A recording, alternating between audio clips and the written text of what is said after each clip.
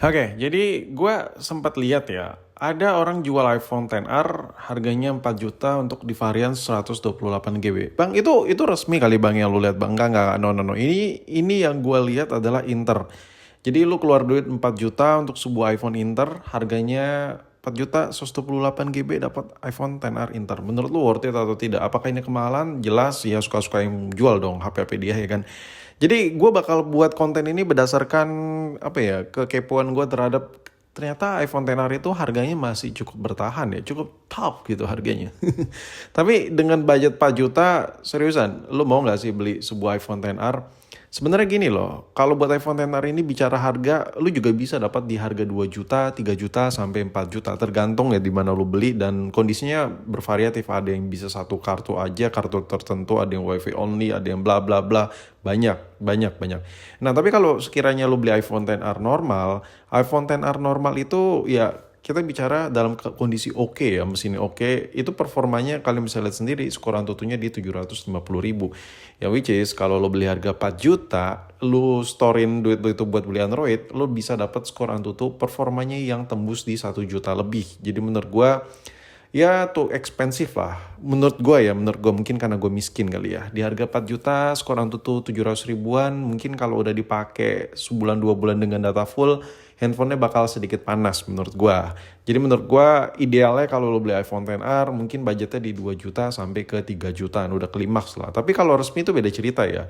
Karena itu tuh ya resmi gitu. Jadi sokin lah lo mau beli harga berapapun, apalagi XR cukup rare ya kan untuk varian resmi, bener-bener resmi asli ya kan, banyak yang suntikan.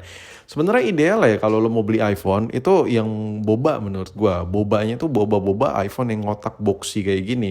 Tapi balik lagi nggak semua orang tuh mampu dan belum semua orang rezekinya lah beli handphone kayak gini. Karena HP-HP kayak gini tuh yang resmi-resminya masih di atas 10 juta. Dan menurut gue kalau bukan konten kreator juga, malas juga gue beli HP 10 juta. Mungkin apa ya, jarang orang tahu juga ya gue tuh tipikal orang yang lebih suka beli HP murah men ya, tapi karena gue kebutuhan konten makanya gue beli gitu. Nah, kalau kita ngomongin soal desain 10R ini, kita fokus ke 10R dulu ya. Sebenarnya 10R ini udah barang jadul sih, bisa dibilang barang jadul. Idealnya ini, sekali lagi gue bilang, idealnya kalau lo mau beli iPhone, lo tuh beli iPhone 11 Pro atau 12. Kok perbandingannya antara 11 Pro dan 12 bang? Jadi gini, ini adalah gambaran wujud dari ego seseorang. Kalau sekiranya lo mampu beli 11 Pro, sebenarnya lu tuh udah mampu beli 12 biasa gitu. Cuman ada sebagian orang yang mikir, gue pengen boba gitu. Jadi ya udahlah gue ambil 11 Pro aja. Kalau gue ambil 12 biasa kayak HP yang murah nggak ada bobanya. Nah, banyak orang berpikir kayak gitu. Tapi yang sah-sah aja, fine-fine aja. Karena kalau lu udah mampu beli iPhone 11 Pro, itu menurut gue salah satu HP yang udah oke gitu. Lu pakai setahun 2 tahun, lu gak usah gonta-ganti HP setahun 2 tahun, itu masih nyaman gitu. Dan iOS 18 itu gak ada berat-beratnya sama sekali di handphone yang lagi kita sebutin ini, 11 Pro dan 12 biasa ini. Untuk ukuran layar sebenarnya lebih enak tuh idealnya di 6 inci. Ya si iPhone 12, tapi mau gimana lagi. Bagi sebagian orang kayak kamera 2 biji itu kayak kurang ya kan. Ya udah gue mau yang boba gitu. Untuk chipset ini sebenarnya beda jauh ya kalau lu pemakaian yang cukup ekstrim. Tapi kalau lu cuma scrolling sesekali ya, itu chipset A13 dengan A14 nggak kelihatan bedanya. Karena masih lumayan overkill gitu. Terus untuk kamera ini sebenarnya yang beda jauh itu dari low light capacity-nya. Untuk series 12 itu untuk low light itu lumayan tajam ya. Kayaknya Apple tuh ngelakuin perubahan besar gitu di sensor kameranya. Tapi nggak banyak semua orang tahu ya. Mungkin mikir ya udahlah gue beli 11 Pro aja udah dapat boba gitu. Padahal 11 Pro itu adalah menurut gue salah satu iPhone dengan kapasiti low light kamera boba yang ternak gitu. Tapi ya mau gimana lagi. Tapi ya dua handphone tadi tuh masih masuk lah wishlist rekomendasi dari gue.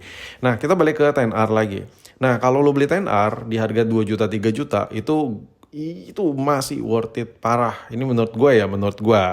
Jadi kalau lu budget 3 juta beli 10R, ya sokin. Kalau lu dapet yang murah meriah di 2 juta 700 misal 2,8, itu lebih oke lagi. Nah sekarang ngomongin soal kameranya nih boy. Kalau kamera sebenarnya gini loh, banyak yang bilang iPhone SE Gen 2 itu kameranya lebih bagus. Iya, nggak salah.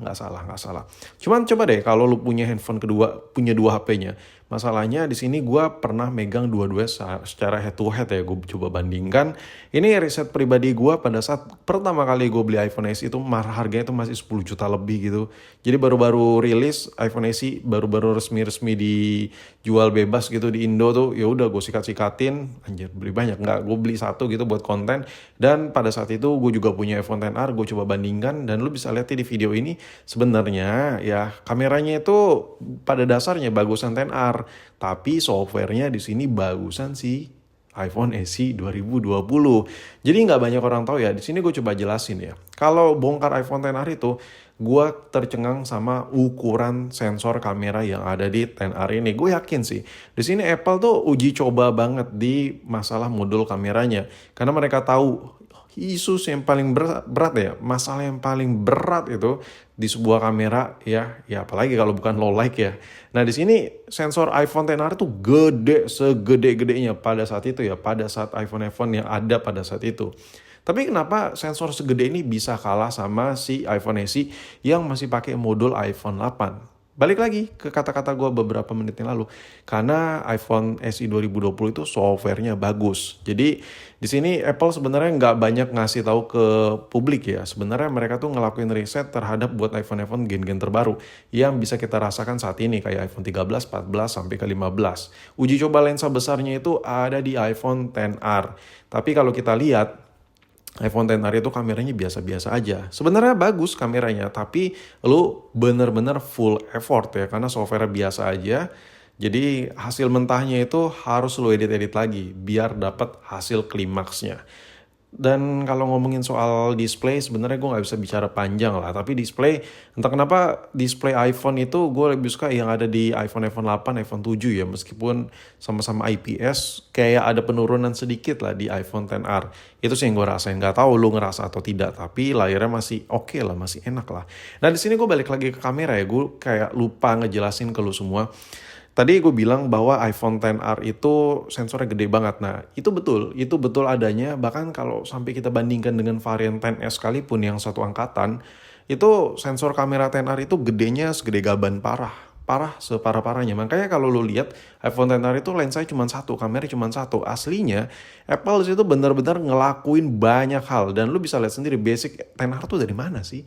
Nggak ada, iPhone XR itu nggak ngambil dari basic manapun kecuali SE ya. Kalau SE Gen 2 dia ngambil dari basic iPhone 8. Di situ Apple benar-benar pure sepure-purenya. Waktu gue bongkar XR, anjir, nih Apple lagi ngerencanain sesuatu nih. lu bisa perhatiin ya di video ini nih. Lu bisa lihat iPhone XR tuh di sebelah kiri, iPhone SE di sebelah kanan. Kalau lu perhatiin, cikal bakal iPhone 13, 14, 13 yang kameranya begini, 14 yang kamera begini, 15 yang kamera begini, yang kamera gede-gede, itu semuanya berasal dari si XR ya. Nggak banyak orang tahu ya, tapi buat orang yang sering bongkar HP bakal tahu sih masalah-masalah kayak gini. Hal ini bakal tahu, bukan masalah, hal ini bakal tahu. Nah, kalau ngomongin soal kenyamanan, anjir jadi panjang lebar karena udah banyak sih cerita gue tentang si XR ini. Tapi intinya di budget 3 juta masih worth it lah. Tapi kalau 4 juta menurut gue too much expensive ya. Atau emang guanya aja kali miskin ya.